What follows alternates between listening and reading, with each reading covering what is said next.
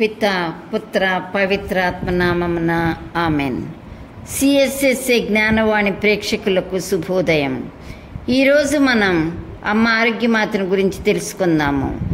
ఒకవైపు బంధాన్ని మరొక వైపు బాధ్యతను సరిసమానంగా మోయగలిగే వ్యక్తి ఒక అమ్మ మాత్రమే.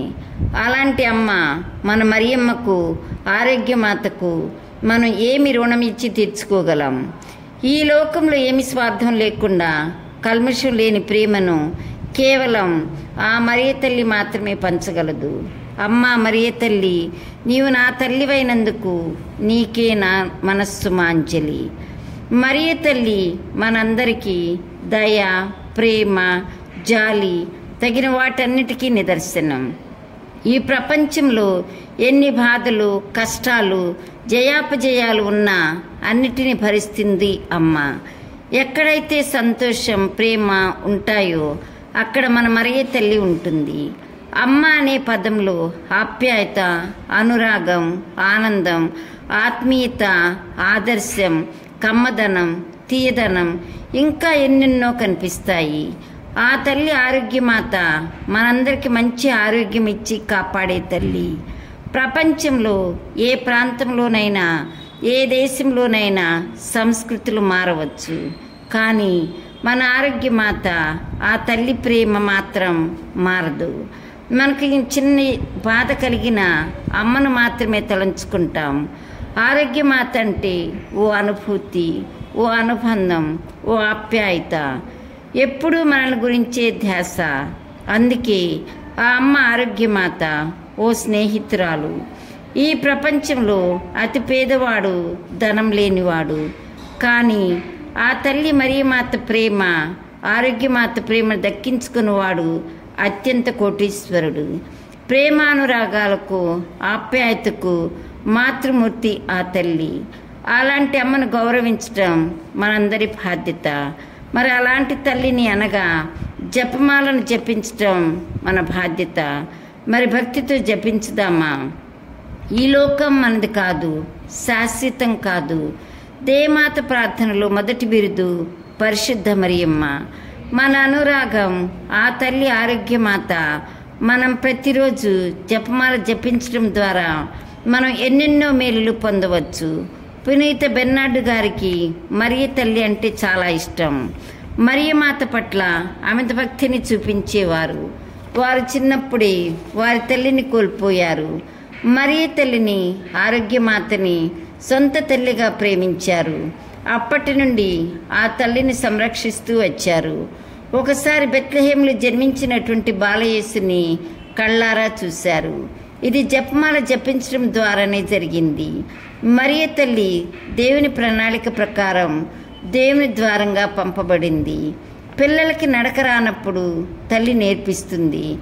మాట్లాడటం రానప్పుడు మాటలు నేర్పిస్తుంది. తినటం చేత కానప్పుడు తినటం నేర్పిస్తుంది. మరియ తల్లి కూడా మనకు 3 సందేశాలు ఇస్తుంది. మొదటిది, దేవుని సన్నిధిలో దీనత కలిగి ఉండాలి, తగ్గింపు ఉండాలి. ఆ తల్లి అంత గొప్ప అంతస్తుకు చేరుకుంది అంటే దీనత కలిగి ఉన్నది, దేవుని దాసురాలని చెప్పుకున్నది. దీనత్వం ఉంది కాబట్టి ఆ మరియ తల్లిని స్వర్గరాజ్యానికి లేవనెత్తారు. రెండవది, దేవుని చిత్తానికి విధేయత కలిగి ఉంది ఆ తల్లి. లూకాసు వార్త 1వ అధ్యాయము 44వ వచనములో, వందన వచనములు నా చెవిని సోకగానే నా గర్భమందుల శిశువు గంతులేశాడు. మరియమాత దేవుని వాక్యాన్ని నమ్మింది. మనం దేవుని చిత్తానికి విధేయత కలిగి ఉండాలి. మూడవది, పరులకు సేవ చేయటం. పరిసయ్యులు యేసు ప్రభు దగ్గరకు వచ్చి ఆజ్ఞలన్నిటిలో ప్రధానమైనది ఏది అని అడిగారు. నిన్ను ప్రేమించినట్లే నీ పొరుగువారిని ప్రేమించమన్నారు. ప్రభు ఇచ్చిన గోల్డెన్ రూల్ ఇది, ప్రధాన ఆజ్ఞ ఇది. తల్లి మరియా తూచా తప్పక పాటించినది. లూకాసు వార్త 1వ అధ్యాయము 39వ వచనములో, మరియ తల్లి ఎప్పుడైతే ఎలిజబెత్ ఆశ్రమంలో ఉందో పరుగున వెళ్ళి సహాయం చేసింది. కానాపల్లి విందులో ఎవరు అడగకపోయినా వెళ్ళి ఆ పెండ్లి వారికి సహాయం చేసింది. శిలువ క్రింద నిలబడి సకల లోకాలకి ఆ దివ్య తల్లి ప్రియకుమారుడైన యేసుని సకల మానవాళికి అర్పించి ఒక మాతగా తల్లిగా నిరూపించుకోగలిగింది. నీకు నాకు రక్షణ భాగ్యాన్ని సంపాదించినది. ఆమె వలె జీవించాలి, ఆమె వలె ప్రార్థించాలి, ఆమె వలె దీనత్వం కలిగి జీవించాలి, దేవుని వాక్యాన్ని ఆలకించి ఆచరించాలి, ఆపదలో ఉన్నటువంటి వారిని ఆదుకోవాలి. అటువంటి గొప్ప మనస్సు మనందరికీ దయచేయమని ప్రార్థించుదాం. ప్రార్థన. సర్వశక్తిమంతుడా, సర్వోన్నతుడా, ప్రేమామయుడా, నీ పాదాలకు వందనాలు నాయన. ఆ తల్లిని గురించి ధ్యానించుతుండగా ఆ తల్లి చూపిన బాటలో మేము ప్రయాణం చేయడానికి సహాయం చేయండి. నీ చిత్తాన్ని నెరవేర్చడంలో ఒక దీనురాలుగా, దాసిరాలుగా పనిచేసింది అమ్మ ఆరోగ్యమాత, నీకే వందనాలు. మాకు అందరికీ స్వస్థతను దయచేయమని, మా అందరి రోగాలను తీసివేయమని, మంచిగా పనిచేయడానికి మంచి ఆయురారోగ్యం దయచేయమని ఆ తల్లిని ప్రార్థించుదాం. ఆమెన్.